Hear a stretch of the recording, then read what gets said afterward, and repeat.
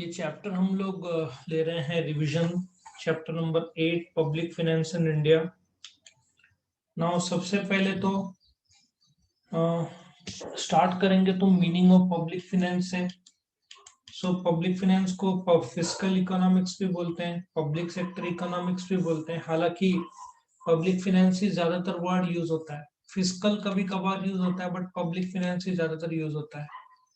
So public finance economics का oldest branch है, क्योंकि गवर्नमेंट को जब से, ऐसा सोचो, गवर्नमेंट या उसके पहले राजाशाही, उन लोग को भी तो खर्चा और आमदनी का देखना था। क्योंकि यदि अपना राज्य चलाना है तो कर लगाते थे, और फिर राज्य चलाने के लिए खर्चा, तो ये हजारों साल से चलता आ रहा है। भले उस समय नाम पब्लिक फाइनेंस नहीं होगा। बेसिकली गवर्नमेंट का रोल और फंक्शंस ये बताता है, जिसमें गवर्नमेंट का जो आमदनी और गवर्नमेंट का जो खर्चा कैसे चलाना है वो तो कॉन्स्टिट्यूशन बताता है, ठीक है। या किस प्रकार से गवर्नमेंट बनेगा वो कॉन्स्टिट्यूशन बनाना है, कैसे चलाना है वो तो गवर्नमेंट पर निर्भर है। मीनिंग पब्लिक फाइनेंस के दो शब्द है, पब्लिक और फाइनेंस। पब्लिक में लोग आएंगे, फाइनेंस में आमदनी और खर्चा आएगा। सो पब्लिक फाइनेंस इकोनॉमिक्स का वो पार्ट है जो गवर्नमेंट का किस प्रकार से पैसा रेज करता है, जिसमें गवर्नमेंट की कमाई टैक्स और नॉन टैक्स के रूप में, गवर्नमेंट का कर्जा और जो खर्चा गवर्नमेंट करता है, ये पब्लिक फाइनेंस होगा। डेफिनेशन तुमको रट्टा मारना है। अब पहला क्वेश्चन जो है, नेचर ऑफ पब्लिक फाइनेंस, ये फाइनेंशियल एस्पेक्ट्स की बात करता है, पैसों की बात करता है। पैसों में दो भाग है, आमदनी और खर्चा। अब सोसाइटी में पैसा आएगा और खर्चा होगा सोसाइटी के लिए, तो असर करेगा सोसाइटी को। इसमें थ्योरी है, टैक्स है, उसमें विचारधाराएं हैं, नॉलेज को प्रैक्टिकली अप्लाई करते हैं। जैसे बहुत महंगाई है, तो अभी पेट्रोल बहुत महंगा हो गया है, तो अप्लाइड नॉलेज क्या होगा, टैक्स को कम करना। गवर्नमेंट के पास कोई ऑप्शन नहीं है, टैक्स कम नहीं किया तो अपने देश की हालत खराब हो जाएगी। 107 रुपए का पेट्रोल मैंने भराया था, 106.66, बहुत ज्यादा हो जाता है ये। आम जनता का तो हालत खराब हो जाएगा इससे, राइट। एज अ सब्जेक्ट ये कर्जे की बात करता है, कैसा कर्जा मिला जाए, कैसा कर्जे को कम किए जाए, कैसे टैक्स को बढ़ाया जाए, खर्चे को कैसे कंट्रोल किया जाए। एक प्रोसेस है। वक्त के साथ साथ बोलते ना, गवर्नमेंट को समझ में आता है कि अभी क्या करना चाहिए। सो अभी ज्यादा दूर नहीं है टैक्स की कटौती। इलेक्शन होता ना अभी, तो 105 का 90 में लेकर आया होता गवर्नमेंट। इलेक्शन 2024 को, इसकी वजह से चल रहा है। जनरेशन ऑफ रेवेन्यू, गवर्नमेंट को देश चलाने के लिए आमदनी की जरूरत पड़ता है, उसमें टैक्स और नॉन टैक्स आता है, वो कैसे जनरेट करते हैं, और फिर खर्चा आने के बाद कैसे करते हैं। और प्रैक्टिकल है, देश चलाने को प्रैक्टिकली जो सिचुएशन है वो हैंडल करना पड़ेगा। अभी तेल महंगा हो गया था, तो गवर्नमेंट ने इंपोर्ट ड्यूटी कम कर दिया, करेक्ट। और उसका नतीजा भी हर गवर्नमेंट फैसला लेता है और फिर उसका नतीजा मार्केट में आता है। एक साइंस है, कला है, तुमको महंगाई कंट्रोल करने के जरिए गवर्नमेंट के पास है, ठीक है। तो ये तुम्हारा था, इसका स्टोरी बनाया हुआ है कि लॉकडाउन खत्म होने के बाद कुछ लोग फाइनेंशियल खर्चा करने रोड में गए। सारे लोग सोसाइटी के इन्फ्लुएंशियल लोग थे। उस भीड़ में एक लड़का था, उसके हाथ में एक बुक थी, उसमें थियरी सब्जेक्ट पढ़ रहा था, जिसकी वजह से उसको नॉलेज आया और ओपिनियन उसका बना। वो सब्जेक्ट था इकोनॉमिक्स, जो बुक पढ़ रहा था, जिसमें थियरी वो पढ़ रहा था, और उसमें सर्कुलर फ्लो ऑफ इनकम का प्रोसेस का स्टडी किया था उसने, लड़के ने। और फिर अभी उस भीड़ में जो सोसाइटी के लोग थे, उसमें जो बच्चा था इकोनॉमिक्स की बुक सब्जेक्ट पढ़ रहा था। अब लोग खरीदने गए, बहुत दिनों बाद दुकानदारों को, या दुकानदारों को आमदनी हुआ, रेवेन्यू हुआ। सो लॉकडाउन की वजह से दुकान बंद थे, लोगों को दुकानदारों को रेवेन्यू हुआ क्योंकि लोगों ने खर्चा किया। इतने लोग को देख पॉलिटिक्स वालों ने भी एंटर किया मार्केट में, क्योंकि वोट्स का सवाल था। पर इतनी गर्दी की वजह से इफेक्ट हुआ कि कोविड वापस बढ़ गया, डॉक्टर कंसर्न हुए, और फिर पब्लिक को वापस लॉकडाउन में डालना पड़ा। और फिर साइंस ने नया डेल्टा वेरिएंट का स्टडी किया। अभी तो एक एक वर्जन नए नए आ रहे हैं, मैं तो हैरान हूँ। हर रोज नया वर्जन पढ़ता हूँ मैं। अभी तो अल्फा, बेल्टा, बेटा, डेल्टा, गामा, ये सब हो रहा है, right. So next is public और फाइनेंस के बीच डिस्टिंग्विश। इसमें कुछ खास एक्सप्लेनेशन करने के लायक नहीं है। पब्लिक फाइनेंस जो गवर्नमेंट आमदनी और खर्चा कैसे करता है उसके बारे में। प्राइवेट फाइनेंस वही खर्चा, आमदनी, कर्जा जो प्राइवेट कंपनीज करते हैं। पब्लिक फाइनेंस में ऑब्जेक्टिव सोशल एडवांटेज देने का है, और प्राइवेट फाइनेंस प्राइवेट इंटरेस्ट मतलब प्रॉफिट का है। फिर डिटर्मिनेशन ऑफ एक्सपेंडिचर, गवर्नमेंट पहले डिसाइड करता है कितना खर्चा होगा और फिर उसके लिए आमदनी कैसे बनाया जाए वो डिसाइड होता है। और प्राइवेट में पहले इनकम डिसाइड होता है फिर खर्चा डिसाइड होता है। फर्क ये कि पब्लिक फाइनेंस में गवर्नमेंट को पहले खर्चा डिसाइड करना होता है और फिर उसके लिए आमदनी और या तो कर्जा कहाँ से आएगा। उसके बाद credit status, there is a high degree of credit in the market. Public finance में क्रेडिट मिल जाता है, प्राइवेट फाइनेंस को इतना क्रेडिट नहीं मिलता। फिर right to print currency, public में फाइनेंस में गवर्नमेंट करेंसी छाप सकता है लेकिन वो मॉनेटरी पॉलिसी का पार्ट है, और प्राइवेट फाइनेंस में मॉनेटरी करेंसी नहीं छाप सकते। Elasticity of finance, public finance is more elastic, कि टैक्स कम किया तो कलेक्शन ज्यादा होने का चांस रहता है। प्राइवेट फाइनेंस में स्कोप बहुत कम है इलास्टिसिटी का। इफेक्ट ऑन इकोनॉमी, अब पेट्रोल का टैक्स बढ़ा दिया या कम कर दिया तो असर कितना होगा देखो। और वही जो प्राइवेट फाइनेंस में इतना असर नहीं होता है। करेक्ट। सो तुम नोट करोगे तो पब्लिक फाइनेंस, प्राइवेट फाइनेंस ले लिया। ये स्ट्रक्चर का ड्राइंग है। Next question, structure of public finance में 5 भाग है। Public expenditure, public revenue, public debt, fiscal policy, financial administration. अब इसमें पब्लिक एक्सपेंडिचर है जो, अच्छा इसका स्टोरी में एक बार बता दूं ताकि मिस ना हो जाए। प्राइवेट लोन, पापा का ऑब्जेक्टिव है घर चलाना, पर कोविड के टाइम में एक्सपेंडिचर बढ़ गया।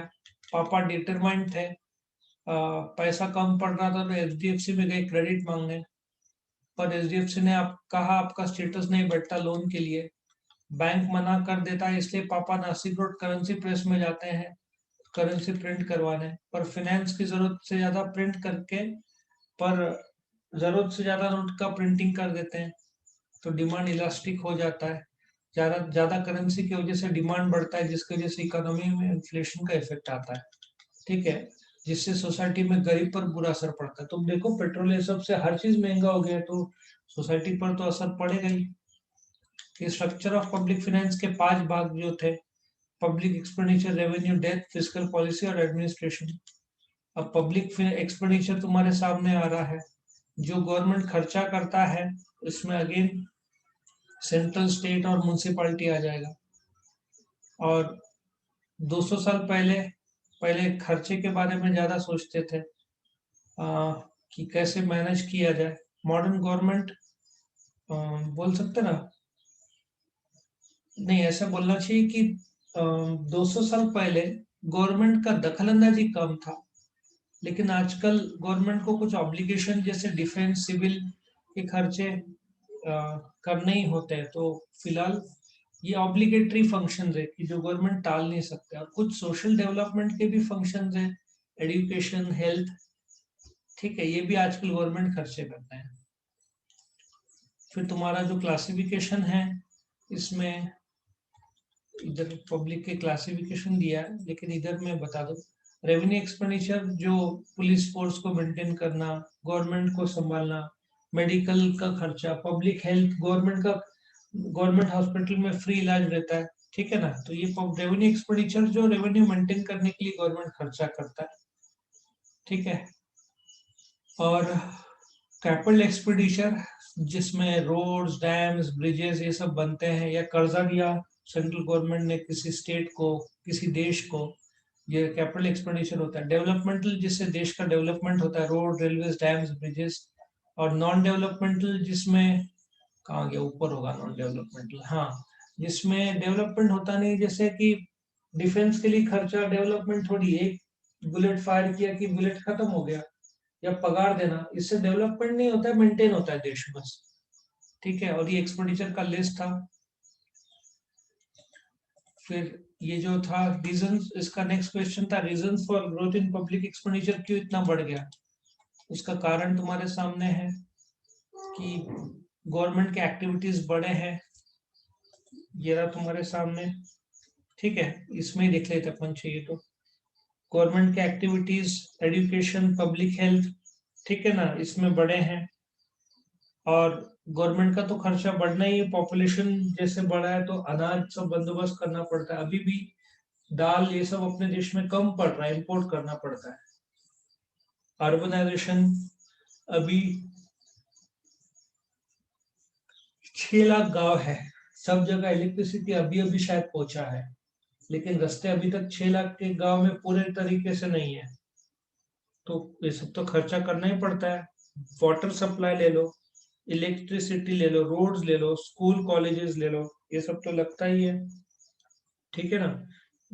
तो इसमें खर्चा होता है गवर्नमेंट का। हाँ, पार्क, प्लेग्राउंड बनाना पड़ता है। उसके बाद डिफेंस के लिए जो खर्चा है, 5 लाख 4 लाख करोड़ तो पहले था, अभी ऐसा पकड़ लो 5 लाख करोड़ जितने का खर्चा गवर्नमेंट डिफेंस में करता है। महंगाई में गवर्नमेंट को भी तो असर होता है। और फिर इंडस्ट्रियल डेवलपमेंट के लिए गवर्नमेंट, अब जैसे गुजरात गवर्नमेंट ने नैनो को, बंगाल में कुछ सिंगूर करके एक जगह है, वहां पे प्रॉब्लम हुई थी तो वहां पे बंद करके जो टाटा वाले शिफ्ट हो गए थे गुजरात में। तो गुजरात ने जो जमीन थी वो उनको 1 रुपया साल के भाड़े पे दी थी, मतलब सस्ते में। तो बोलने का तात्पर्य है कि इंडस्ट्रियल डेवलपमेंट के लिए भी है, इलेक्ट्रिसिटी बोर्ड्स तैयार करने होते हैं, पानी सप्लाई करना होता है, ठीक है ना, ये सब फैसिलिटी देना पड़ता है, तभी तो इंडस्ट्री आते हैं। रोड्स कच्चे रहे तो नहीं आएंगे इंडस्ट्री। स्कूल, जो वर्कर्स के स्कूल, बच्चों के स्कूल चाहिए, हॉस्पिटल चाहिए, ये सब होने के बाद फिर डेवलपमेंट होता है। और इंडस्ट्रियलाइजेशन और ट्रेड भी तो हुआ है, नेशनलाइजेशन ऑफ इंडस्ट्रीज और ट्रेड। इंडस्ट्रियल डेवलपमेंट तो हुआ है, लेकिन बहुत सारे जो कंपनीज थे अभी नेशनल इंटरनेशनल लेवल पे जा रहे, तो खर्चा बढ़ेगा। पर कैपिटा इनकम जो है वक्त के साथ साथ बढ़ा है, तो भी गवर्नमेंट का खर्चा बढ़ा है। इकोनॉमिक डेवलपमेंट, अभी कोविड की वजह से गवर्नमेंट को पता चला कि हॉस्पिटल की कमी है, डॉक्टर्स की कमी है, बनेंगे अभी कॉलेजेस, हॉस्पिटल, मेडिकल कॉलेजेस बढ़ेंगे, तुम देखना। एजुकेशन फैसिलिटी बढ़ाना ही पड़ेगा, क्योंकि ये दो मेन जरूरतें हैं अभी के। और फिर एग्रीकल्चर में सब्सिडीज जो गवर्नमेंट देते हैं, फ्री सीड्स, इलेक्ट्रिसिटी, सब्सिडाइज कर्जा, कई बार कर्जा माफ कर देते गवर्नमेंट, ठीक है। तो इसका एक स्टोरी बनाया था। पेट्रोल प्राइस हाइक, देश में की जनता ने बीजेपी को, गवर्नमेंट को चुना, पर गवर्नमेंट चिंतित है राइजिंग पॉपुलेशन को लेकर। जम्मू एंड कश्मीर को यूनिट, तुम सोचो कि सेंट्रल गवर्नमेंट देश में, उसके बाद पॉपुलेशन, उसके बाद जम्मू एंड कश्मीर को ऑर्गेनाइज कर दिया, ठीक है। अब जम्मू एंड कश्मीर में डिफेंस का प्रॉब्लम्स थे, आतंकवादी पेट्रोल बम से हमला करते हैं, पर पेट्रोल का इन्फ्लेशन से पूरे इंडस्ट्रियल डेवलपमेंट को असर हुआ, पूरे नेशन के इंडस्ट्रीज और ट्रेड स्लो पड़ गए। ये तो होना ही है, असर होएगा ही। यदि इसको रोका नहीं ना पेट्रोल का दाम, तो वस्तु महंगे हो जाएंगे और डिमांड एकदम कम हो जाएगा, तो सप्लाई कम हो जाएगा, कंपनीज को लॉस होगा, जिसकी वजह से नौकरियां चली जाएगी और पर कैपिटा इनकम गिर जाएगा। देश में इकोनॉमिक डेवलपमेंट हो, इसलिए गवर्नमेंट सब्सिडीज दे रही है एग्रीकल्चर को, करेक्ट। सो रीजंस भी हो गया। फिर पब्लिक रेवेन्यू नेक्स्ट था, इसमें सोर्सेज है टैक्सेस, नॉन टैक्स, मैंने बताया था। टैक्सेस, नॉन टैक्स में डायरेक्ट इनडायरेक्ट टैक्स होता है, तुम्हारे सामने ये सोर्स में आ गया ड्राइंग। टैक्सेस में डायरेक्ट इनडायरेक्ट है, डायरेक्ट में प्रोपोर्शनेट, प्रोग्रेसिव और रिग्रेसिव है, इनडायरेक्ट में जीएसटी है, और ये नॉन टैक्सेस है। तो नॉन टैक्स में गवर्नमेंट, देखो नॉन टैक्स में ये गवर्नमेंट को आमदनी होता है। टैक्स क्या होता है? टैक्स वो रकम है जो तुमको गवर्नमेंट को पे करना है for being citizen of this country, क्योंकि तुम्हारे टैक्स के पैसे से देश चलता है। तुम सोचो ना, 20 लाख करोड़ का, 20 से 21 लाख करोड़ का गवर्नमेंट को आमदनी लगता है देश चलाने के लिए, उसमें जीएसटी हर महीना करीबन 1 लाख करोड़ देता है। लेकिन अभी पिछले 9 महीने में पहली बार 90,000 करोड़ हुआ है पिछले महीने का। ये कौन सा चल रहा है? जुलाई ना, जून का। सो जून में 90,000 करोड़ ही हुआ, साल का कितना हुआ? 10-12 लाख, इनकम टैक्स में 8-10 लाख करोड़। सो देखा जाए तो टैक्सेस बहुत जरूरी है देश को चलाने के लिए। उसमें भी टैक्स दो प्रकार के होते हैं, डायरेक्ट और इनडायरेक्ट टैक्स। जो तुम्हारे सामने हम प्रेजेंट करते हैं। डायरेक्ट और इनडायरेक्ट टैक्स में, डायरेक्ट टैक्स वो है जो तुमको खुद के इनकम पे करना पड़ेगा, तुम किसी और से वसूल नहीं सकते। इनडायरेक्ट टैक्स, जैसे मैंने मैकडॉनल्ड्स का एग्जांपल दिया था, 100 रुपए का बर्गर है, 5 रुपए का टैक्स वो जोड़ता है, सर्विस देने वाले की जवाबदारी है, मैकडॉनल्ड्स की जवाबदारी सर्विस टैक्स भरना, वो बट वो तुमसे वसूलता है। सो अल्टीमेटली अपन पे करते गवर्नमेंट को वाया मैकडॉनल्ड्स, सो अपने को 105 का बिल होता है, अपन 105 मैकडॉनल्ड को रखते देते हैं, मैकडॉनल्ड 100 रुपया खुद के पास रखता है, 5 रुपया गवर्नमेंट को देता है। सो मैकडॉनल्ड की जवाबदारी वो कस्टमर से वसूलता है, करेक्ट। डेफिनेशन तुमको रट्टा मारना है। नेचर ऑफ टैक्स, ये प्रॉफिट बेस्ड है डायरेक्ट टैक्स, या संपत्ति बेस्ड है। इनडायरेक्ट टैक्स गुड्स बेस्ड है, कंजम्पशन बेस्ड है। डायरेक्ट टैक्स प्रॉपर्टी या इनकम बेस्ड है। इनडायरेक्ट टैक्स गुड्स और सर्विसेज बेस्ड है। बर्डन ऑफ टैक्स तुम खुद ही पे करना पड़ेगा। इनडायरेक्ट टैक्स में बर्डन किसी और से शिफ्ट किया जा सकता है। फिर प्रोग्रेसिव, डायरेक्ट टैक्स प्रोग्रेसिव है क्योंकि ज्यादा इनकम वालों को ज्यादा टैक्स लगाया जा सकता है। इनडायरेक्ट टैक्स रिग्रेसिव है क्योंकि पार्ले जी का पैकेट 5 रुपया, सपोजिटली 1 रुपया टैक्स है, अमीर को भी उतना ही भरना है टैक्स, गरीब को भी उतना ही भरना है, तो रिग्रेसिव हो जाता है। अमीर को 5 रुपए पर 10 रुपया टैक्स लगाए तो भी उसको परोड़ेगा, लेकिन गरीब को नहीं, तो ये एक फर्क पड़ता है। बस पार्ले जी का पैकेट तो 5 का ही आता है, ठीक है। सोसाइटी कवरेज, सिर्फ 8 करोड़ लोग ही है जो डायरेक्ट टैक्स भरते हैं, और 130 करोड़ की जनता पार्ले जी का पैकेट कभी ना कभी लिया होगा, तो सबने टैक्स भरा है इनडायरेक्टली गवर्नमेंट को, तो पूरा देश कवर होता है। एग्जाम्पल डायरेक्ट का इनकम टैक्स और इसका जीएसटी, करेक्ट। इसका story Brahmagiri trekking, meaning definition example तो सेम पॉइंट्स होगा। एक आदमी ट्रैकिंग के लिए त्र्यंबकेश्वर जाता है, ब्रह्मगिरी जो नेचर में है, लिवाइस जीन्स पहनकर जाता है, उसका बैकपैक जो है, बर्डन ऑफ टैक्स, उसका बैकपैक कंधे में लगाया होता है जिसका बर्डन 5 किलो होता है। पांचवा पॉइंट इसलिए वो वो ऊपर चढ़ता है प्रोग्रेस करते हुए, और कुछ लोग रिग्रेस करते हुए नीचे जाते हैं। ऊपर जैसे पहुंचता है तो सोसाइटी के बहुत सारे लोग उसको मिलते हैं, करेक्ट। सो ये तुम्हारा टैक्स था, डायरेक्ट इनडायरेक्ट। फिर कैनन्स ऑफ टैक्सेशन, जिसको प्रिंसिपल्स ऑफ टैक्सेशन भी बोलेंगे, ये देखते हैं कि जब गवर्नमेंट टैक्स कलेक्ट करता है तो इसमें क्या क्या प्रिंसिपल होने चाहिए। पहला तो प्रिंसिपल ऑफ इक्विटी, मतलब जैसे अमीर आदमी को ज्यादा टैक्स, गरीब को कम, ऐसा होना चाहिए। प्रिंसिपल ऑफ सिंप्लिसिटी, एक जमाने में टैक्स बहुत कॉम्प्लिकेटेड था, गवर्नमेंट उसको इजी करते जा रहा है, सिंपल होना चाहिए, कोई भी आम आदमी समझे। जैसे कि बीच में गवर्नमेंट ने 2 लाख के ऊपर सोना कैश में बंद कर दिया था, तो उस कायदे को 2 लाख के ऊपर पैन कार्ड देना पड़ेगा ऐसे रखा था। फिर गरीब आदमी को शादी के लिए लेना हो तो क्या करे, फिर आई थिंक गवर्नमेंट ने कायदा रोका हुआ है, अभी पैन कार्ड की जरूरत शायद नहीं पड़ती। फिर प्रिंसिपल ऑफ सर्टेनिटी, तुमको पता होना चाहिए तुम कितना टैक्स भरने वाले हो। टैक्स वैरायटी होना चाहिए, इनकम पे इनकम टैक्स, गुड्स पे जीएसटी, है ना, इम्पोर्ट्स पे कस्टम ड्यूटी, ऐसा वैरायटी अलग अलग होना चाहिए। कन्वीनियंस, तुमसे जबरदस्ती मांगा नहीं जा सकता है, जैसे तुम कमाओ वैसे तुम टैक्स भरो, कन्वीनियंस के हिसाब से पे होना चाहिए। टैक्स कलेक्शन का खर्चा, गवर्नमेंट को 100 रुपए कलेक्ट होता है तो 60 पैसे का खर्चा आता है, सो सस्ते में कलेक्ट होना चाहिए। प्रिंसिपल ऑफ इलास्टिसिटी, ज्यादा कमाई तो ज्यादा टैक्स, मतलब गवर्नमेंट के नीड्स के हिसाब से कम ज्यादा एडजस्ट होना चाहिए। फ्लेक्सिबल होना चाहिए टैक्स की, जैसे अभी इंडियन रेलवेज ना इतने 150-200 साल से प्राइसिंग सेम रखते थे टिकट का, सेम मतलब पहले 50 पैसा होगा, अभी 50 रुपया है, लेकिन बदलते नहीं थे पूरे साल। अभी कैसे गवर्नमेंट ने कर दिया, बारिश के टाइम में रेट कम होगा, सीजन में ज्यादा होगा, तो फ्लेक्सिबल रखो प्राइसिंग, फ्लेक्सी प्राइसिंग लाया। प्रिंसिपल ऑफ बियोयंसी, जैसे देश का वेल्थ बढ़ता है वैसे ये भी बढ़ता है। प्रिंसिपल ऑफ प्रोडक्टिविटी, अब जैसे गिफ्ट टैक्स 6 करोड़ का ही प्रोडक्टिविटी देता था, कितना भी टैक्स लगा लो 6 करोड़ के ऊपर आता ही नहीं था, तो गवर्नमेंट ने बंद कर दिया। सो जो टैक्स से कमाई होता है वही रखो। इसका स्टोरी बनाया है प्रिंसिपल की कैबिन।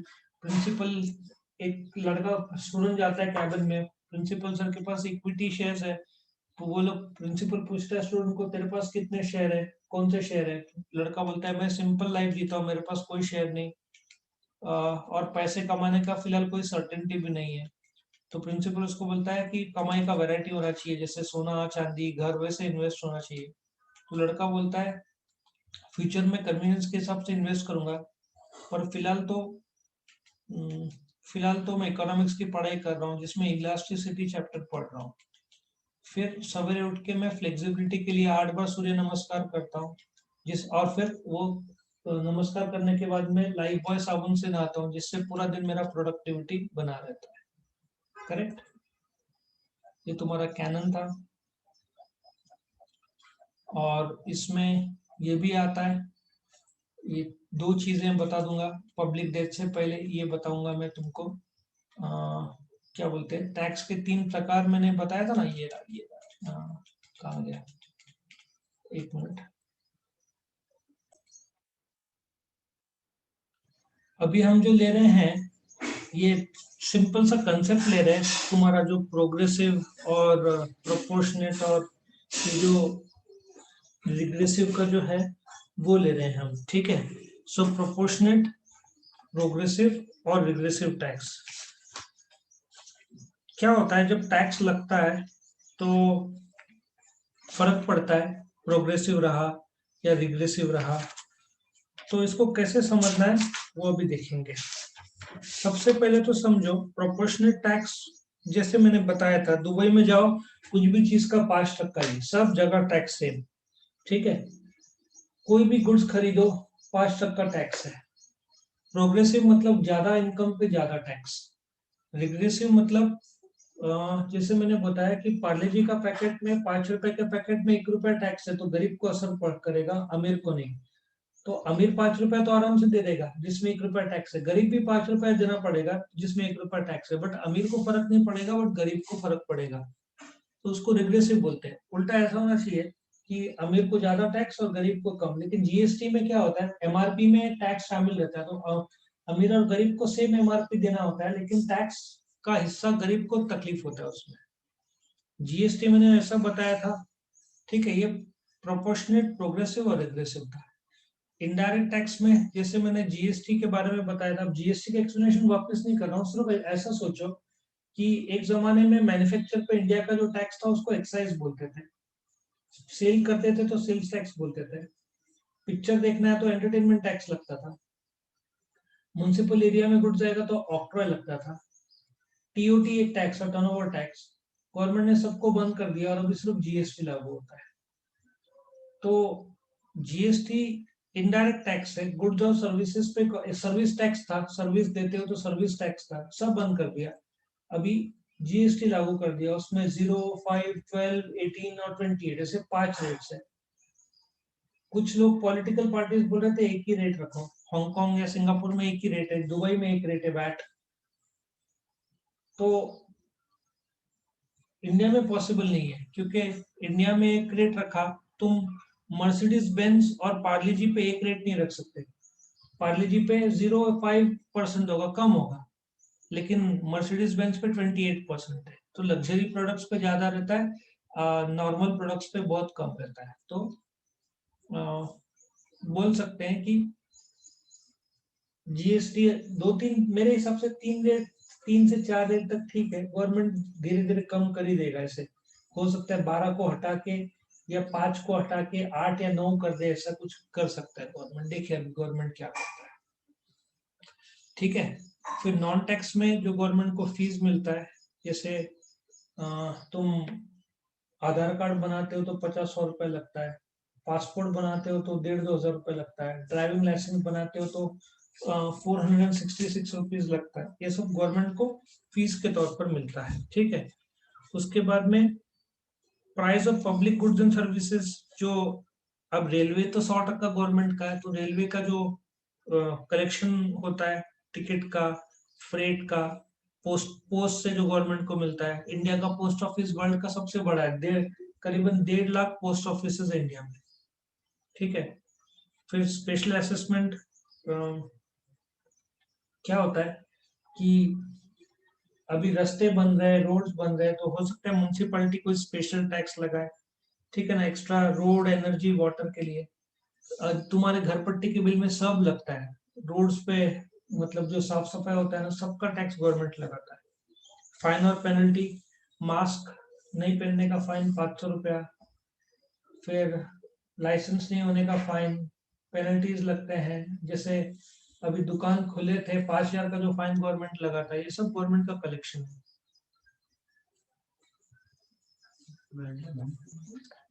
ये गिफ्ट, ग्रांट्स और डोनेशंस, जो गवर्नमेंट को किसी देश ने दान धर्म किया तो गवर्नमेंट के लिए तो वो कमाई है, ठीक है। तो वो भी गवर्नमेंट का कलेक्शन है एक प्रकार का। गरीब देश को ज्यादा दिया जाता है, हमें इंडिया को ऐसा अभी कम मिलता है। सिर्फ कोविड के टाइम में मेडिकल ऑक्सीजन के सिलेंडर वो सब कुछ देशों ने दिया था, लेकिन वो भी अभी नहीं मिल रहा है। अभी इंडोनेशिया की हालत खराब है कोविड का, अभी उस देश को जरूरत है।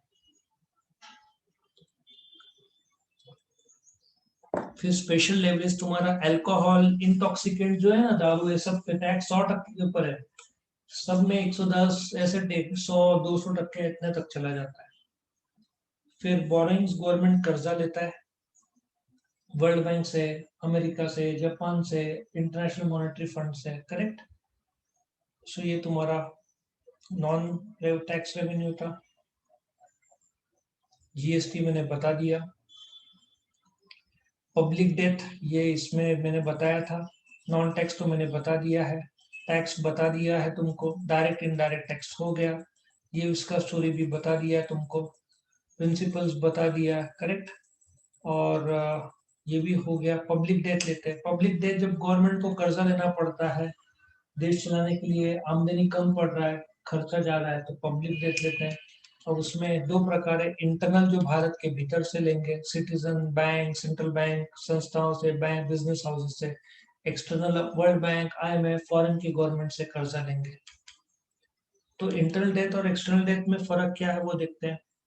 सिंपल सा हिसाब है, जब गवर्नमेंट भारत के भीतर से किसी से भी लोन ले, पब्लिक बैंक, सेंट्रल बैंक, ठीक है, बिजनेस हाउसेस, वो इंटरनल डेट हुआ।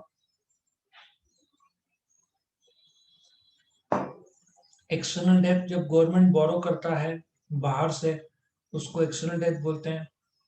बोरिंग्स फ्रॉम, गवर्नमेंट बोरो कहाँ से करता है? Internally, citizens, bank, central bank, ये सब जगह से। एक्सटर्नल डेट जैसे मैंने बताया, आईएमएफ, वर्ल्ड बैंक से। अब raising of funds with in the economy, Bharat के टेरिटरी के अंदर से कर्जा रेज होता है। फॉरेन डेट भारत के टेरिटरी के बाहर से कर्जा रेज होता है। ये वॉलंटरी और कंपलसरी दोनों है, लेकिन एक्सटर्नल डेट मतलब कर्जा लेना है तो देश के भीतर से कम पड़ रहा है, बाहर के लोग पैसा नहीं दे रहे, तो तुमको कंपलसरी भारत के भीतर से करना पड़ेगा। और तुम्हारी ऐसा कोई कंपल्शन नहीं है तो भी वॉलंटरी है, तुम देश के भीतर से रेस करो। और जो एक्सटर्नल डेट है वो आउटसाइड द इकोनॉमी से आता है, करेक्ट। उसके बाद करेंसी, इंटरनल डेट तो रुपया रुपीज में आएगा, फॉरेन डेट डॉलर्स में आएगा। इंटरेस्ट, जो इकोनॉमिक कंडीशंस के हिसाब से, बट डोमेस्टिक में रेट ऑफ इंटरेस्ट ज्यादा रहता है। फॉरेन में लाइबोर करके कंसेप्ट है जिसमें 2 से 4% के आसपास रहता है। इंटरनल डेट कॉम्प्लेक्स कम है, फॉरेन डेट का कॉम्प्लेक्सिटी ज्यादा है। Example bonds, T bills, borings, ये सब है। और इसमें मनी प्लांट का मैंने स्टोरी बताया था तुमको, कि तुम जाते हो बैंक में, पैसा बोरो करते हो, उससे मनी प्लांट रेस करते हो। वो हर रोज कंपलसरी पानी डालते हो और वो वॉलंटरी बड़ा होते जाता है। फ्रूट्स के तौर पर करेंसी आता है। फिर तुम वो पैसा लेके जाते हो बैंक में, इंटरेस्ट। तो बैंक मैनेजर बोलता है इतने पैसे कहाँ से आया, तो वो तुम बोलते हो बहुत कॉम्प्लेक्स प्रोसीजर है, कैसे आया, करेक्ट। फिर यहाँ तक तुम्हारा हो गया, डेप्थ हो गया। फिजिकल पॉलिसी, जो गवर्नमेंट का खर्चा और आमदनी का जो पॉलिसी अभी बनता है। अभी टैक्स को जीएसटी में रखा नहीं है, टैक्स, सॉरी, पेट्रोल को जीएसटी में नहीं रखा, क्योंकि पेट्रोल को जीएसटी में रखा तो 100 रुपए का पेट्रोल 80 रुपए में हो जाएगा। तुम बोलोगे अच्छी बात है, लेकिन गवर्नमेंट को टैक्स कम मिलेगा, क्योंकि जीएसटी का ज्यादा सारा 28% है, और गवर्नमेंट को पेट्रोल का करीबन 50% मिलता है अभी। तो फिजिकल पॉलिसी के मुताबिक ही पेट्रोल को जीएसटी में नहीं रखा है, वो रखना ही पड़ेगा गवर्नमेंट को 6-8 महीने, 1 साल के बाद।